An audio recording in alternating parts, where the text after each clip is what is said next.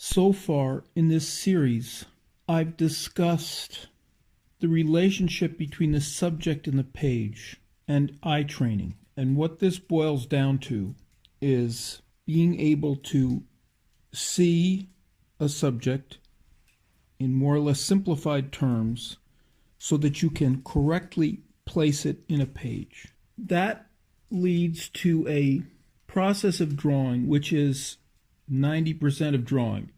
When I draw, now that I'm in my 60s, I do the same thing I always did. Place things.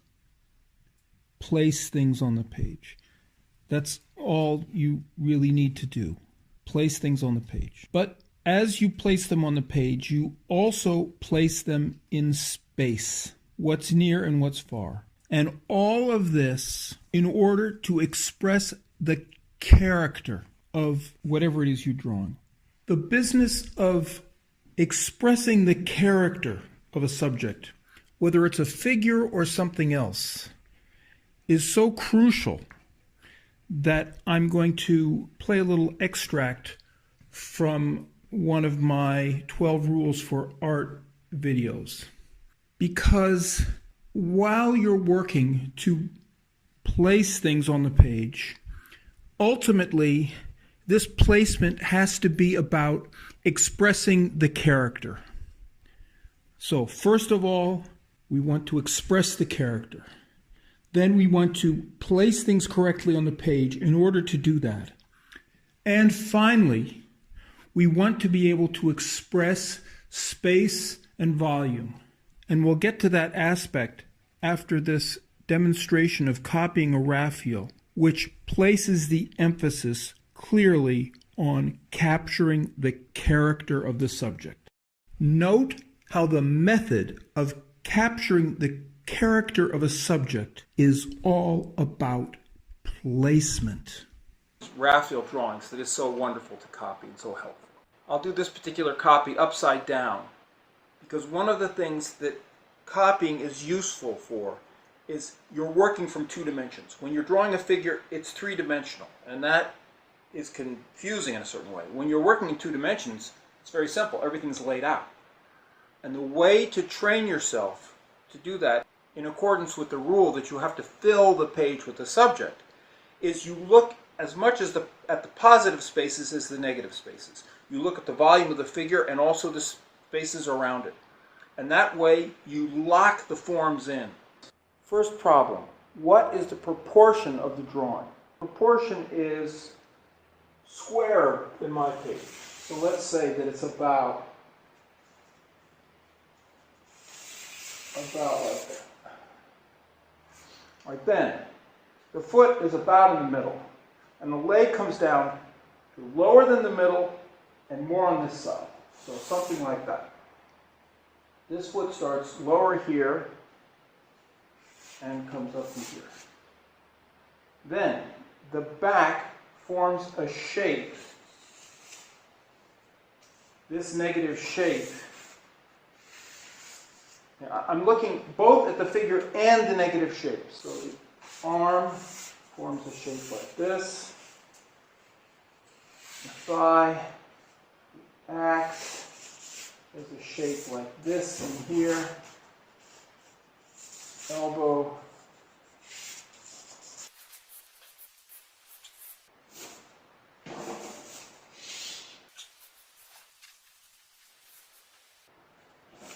This is more emphasized. Draw inside as well as outside.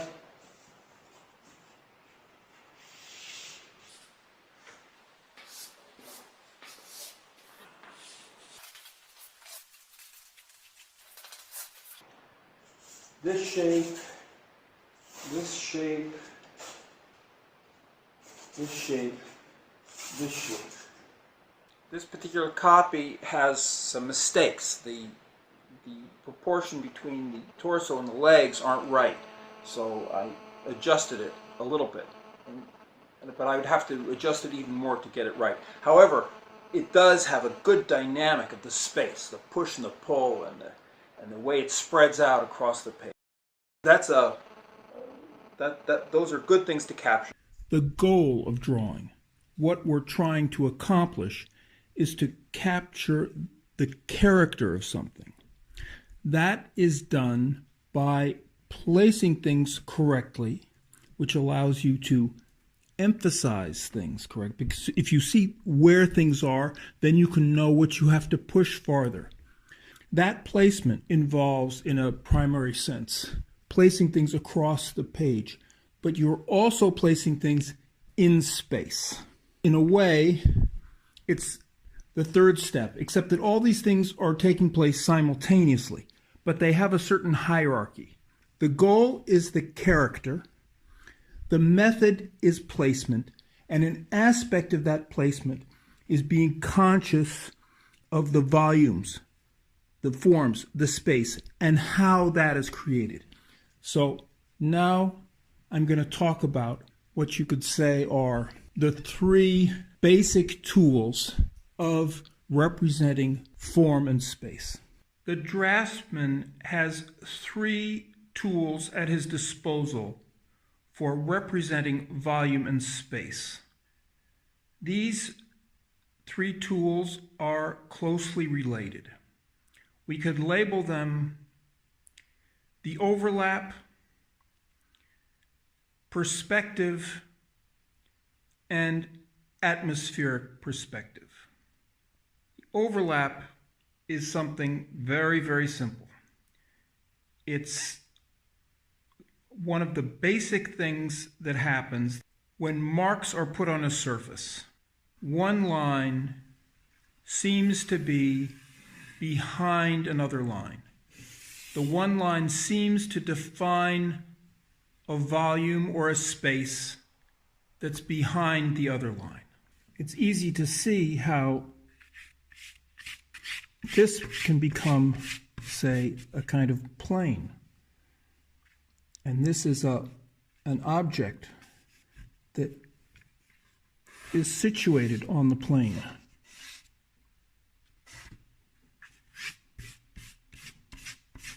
So perspective and overlap are closely related.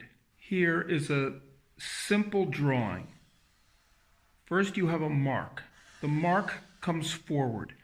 Define a square. The square is forward because we are going to give perspectival indications that bring it forward, and then we're going to place it in a space with a simple line. That can then be emphasized with a simple representation of light. Atmospheric perspective is simple to understand. Things which are less emphasized, things which are more faded away, tend to go back. Now, this can become more complicated when we're talking about lines with different emphasis, which help to move forward and backward, say when you're drawing a leg or an arm, and representing light with heavier and lighter lines. How do these notions of overlap and perspective, which I'm presenting in a geometrical way, and that's what it essentially is. It's a question of geometry. So this very simple idea of the overlap and geometrical perspective, how does that translate into drawing? To explain that, I'm going to talk about the methods that my teacher, Aaron Kurzen, used to teach us these things. One of the first exercises he gave us was to draw a cast where the geometric indications of the form, for instance, if you look at my face, there's what's called an iris here. There's a valley here. There's an iris here and here. So these lines can be used to build up a form geometrically. I gave a kind of demonstration as best as I could of this method in a drawing video I did a few years ago, and I'll show it here. First exercise was to draw a simplified plaster cast. It's a very well-known cast, it's a simplified head. He had drawn on it to indicate the various planes, and the idea was to draw this thing with the planes and indicate the form. Got the form into the page correctly.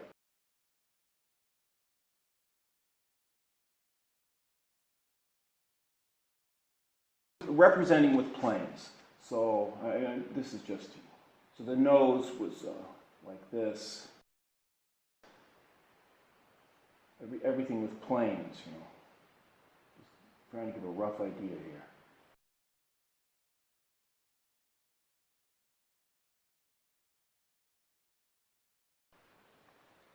So you can see the form is being built up out of planes. This particular exercise is difficult to do outside of a structured class situation. But if you don't have that, think about it. Try to do it a little bit. A face is a good thing to try to reduce to something simplified and geometrical, but you can use anything else. A lot of objects around the house, tables, things that one sees on the table, are reduced to simple geometrical objects. And that's a good place to start, because eventually any complex form is reducible to these simple forms. And eventually, when we're drawing complicated things like nostrils and ears and so on, really what we're doing is speaking the language of drawing. We are not copying these things. We are talking about them. We are making a representation of them. Therefore, the idea is not to copy them, but to suggest them. So, for instance, you can see in these master drawings how these kinds of details, everything is not represented, but there's a going towards the representation of simple forms, which gives us these kinds of ideas. In this head, for instance, you can see that Watteau, with the shading, has created a front, that's one plane, and a side, that's another plane. It's not a cube, but he's leaning on the idea of the cube. This strong suggestion of the cube gives this head a lot of strength. And the nose, for instance, it's not some kind of miraculous presentation of every curl and turn of the flesh. It's a suggestion of the side and the bottom. Ultimately, simplified geometrical suggestion, though the curves and the lines give a lot of suggestiveness to what he's doing. But it's just suggestions that are about indicating the simple, large geometrical facts about these different parts. All right, how did Aaron teach us these things? Here is one of his demonstration drawings. There were several different casts. There was the simplified cast, and there were different casts, Michelangelo, different things. And there's this hand. I think it's Michelangelo also. And Aaron had drawn these lines to indicate how it was to be interpreted geometrically. And this is his demonstration drawing. He would do these every time he would show the project to new kids. So this is one of the demonstration drawings of this particular cast. The point of such an exercise is to get the student into the habit of simplifying the forms in their mind so that they become susceptible to a geometrical representation. That doesn't mean you're necessarily going to do that, but as the example from Watteau might convince you, you're always going to do that to some extent. It becomes the basis for doing something which is more elusive, which is more like language. After this exercise, there were two other very important exercises. One was called the rectangle exercise, and the other was called straight lines and arcs. The first one we did was the rectangle exercise. And here are some of Aaron's demonstration drawings. Why the rectangle exercise before the straight lines and arcs? The straight lines and arcs is already an important step into the most advanced tools of drawing, which include the proper use of overlaps. The rectangle exercise is a very simplified form of drawing. The whole figure had to be represented with rectangles, except that the rectangles were to be placed one in front of another, so that you were building up forms with a very simplified kind of overlaps. The rectangles prevented you from getting all involved in some little subtlety of form. You had to just capture the major characteristics. As you can see from these demonstration drawings by Aaron, he captures the character of each figure and even the shape of their limbs and so on, just by using these crazy rectangles. But there you can see the figure, you can feel its movement, you can feel all the basic proportions. This forces the student to study what is near and what is far, and to use that information to build up form. The head is forward of the neck. The left shoulder is forward of the torso, which is forward of the right shoulder. The left thigh is in front. The right leg is in back. And notice the structure of this foot. How these rectangles make absolutely clear that the form is coming towards us. After drawing the structure of rectangles one in front of the other, including toes, which are represented with rectangles, to demonstrate what he was doing to the students, Aaron then drew a couple of contours to show how those rectangles were an underlying structure. This is what I mean by using this rectangle exercise to analyze form in terms of what is near and what is far, and then building the forms up in this way. One last point about the rectangle exercise. Notice that the character of the subject is captured. It's well placed in the page, and notice how the particular character of the figure is expressed by where things are placed. You can see the weight. The weight is represented by the contrapposto, one hip higher than the other, one shoulder lower and higher, the different kinds of movement. That's all about where things are. If you just simply draw a leg or draw a torso without feeling the movement, it's just not going to come alive. This is now expressed in this business of rectangles, which is a way of making the student very, very conscious that when they look, say, at a thigh or a stomach or a neck, part of it is near and part is farther away. And this is the beginning of feeling the forms so that you can conceive the forms. Now we come to straight lines and arcs. The rule of the straight lines and arcs exercise was, of course, you had to place the figure correctly. You had to capture the character of the figure, which means caricaturing it. If a nose is long, you make it good and long. If a leg is striding forward, you make it stride forward. Push it a little bit. Give it its character, underline its character. The rule in this exercise was that the forms were now represented not with rectangles, but with straight lines and arcs, which, as much as possible, should alternate. Crucially important is that the relationship of each line to every other line must be an overlap.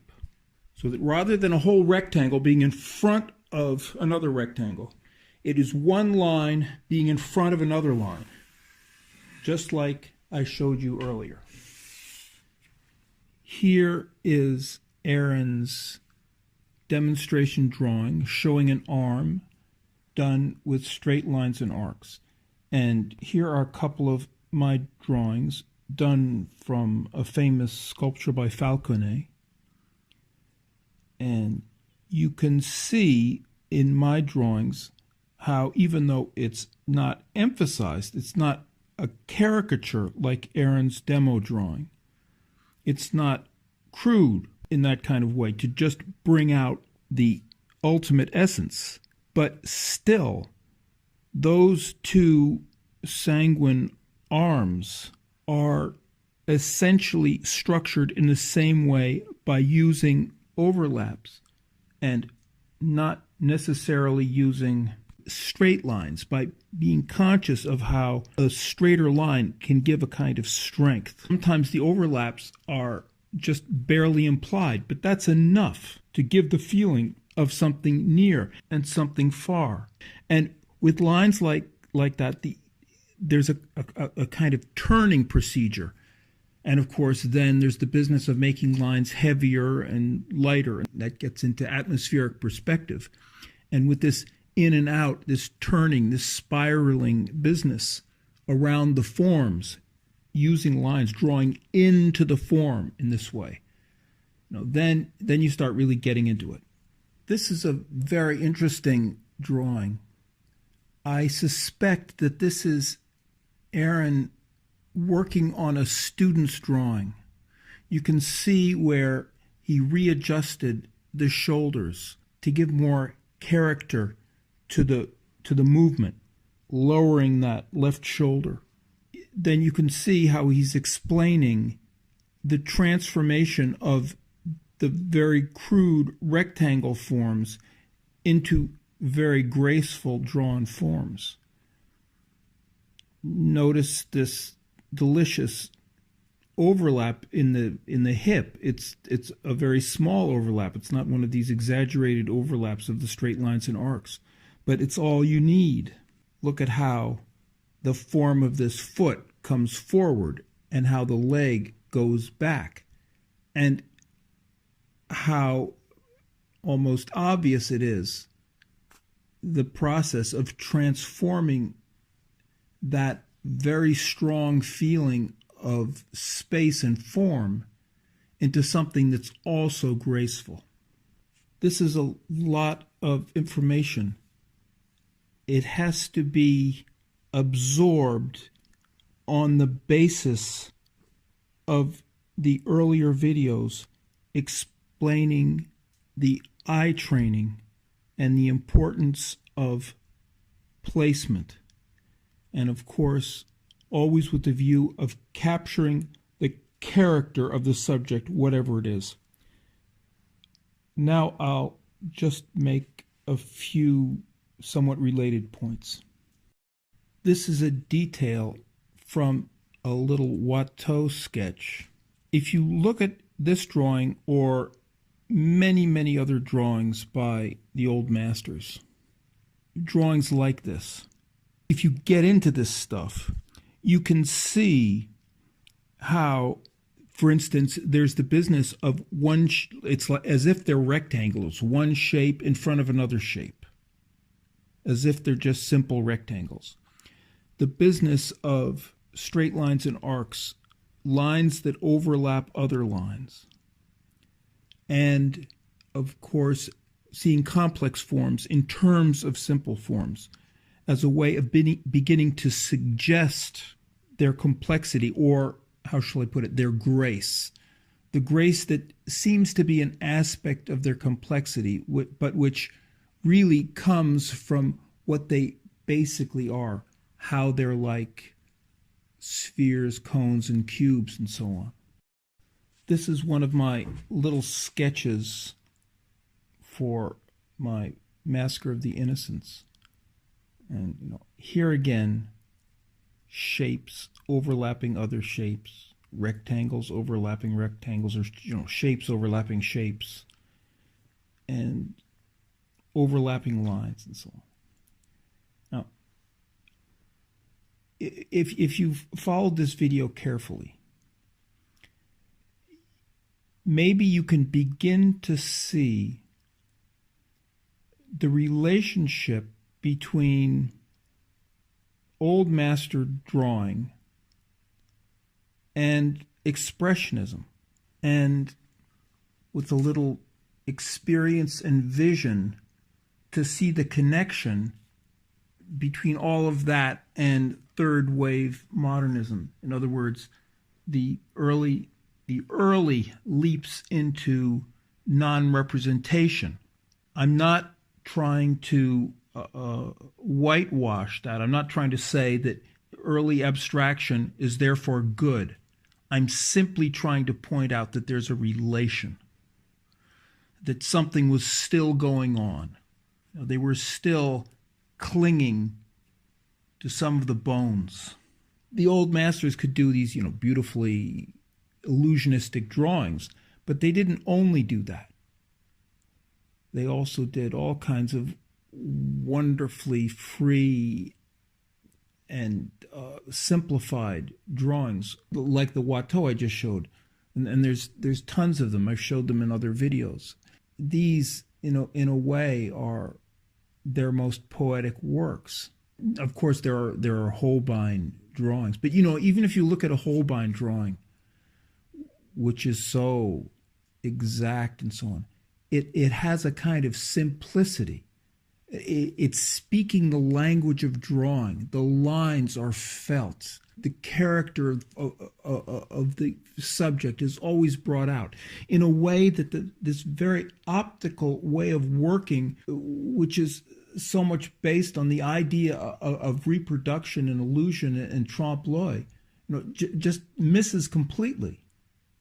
And I'm always saying how illusion is the easy thing. The hard thing is the bones. This is what I'm talking about with capturing the character, placing things when you're looking at a subject, placing it in the page, and then these fundamental tools of representing form and representing space. That's the bones of the thing. Once you've got that, you can do anything. Then, if you want to make illusionistic stuff on top of that, like Rembrandt, I'm not saying you can automatically paint like Rembrandt, but the point is, then you're in that game. One way to look at it is this. If you want to draw, don't say, I'm going to draw what I'm looking at. Say, I'm going to understand this form in a simple way. I'm going to place it where I want it on the page. I am going to powerfully express its character by understanding its movement. And I am going to powerfully express its form by using overlaps. This can be hard to get into because it seems so artificial. It's a great stumbling block. You have to get away from the idea, some idea that you might have about what drawing is. Drawing is these things. And this is quite apart from style. These fundamentals apply from the cave paintings right up through to expressionist drawing. You could say that these are the elements of true drawing. What you want to do with these tools once you have them, once you've trained your eye, once you understand that the activity of drawing is placement and representation of form through overlaps and so on. Once you got that in place, you can do anything you want with it. You could do something evil with it, but at least you'd be a decent artisan. But then you can also start climbing up the great ladder, which carries us closer to heaven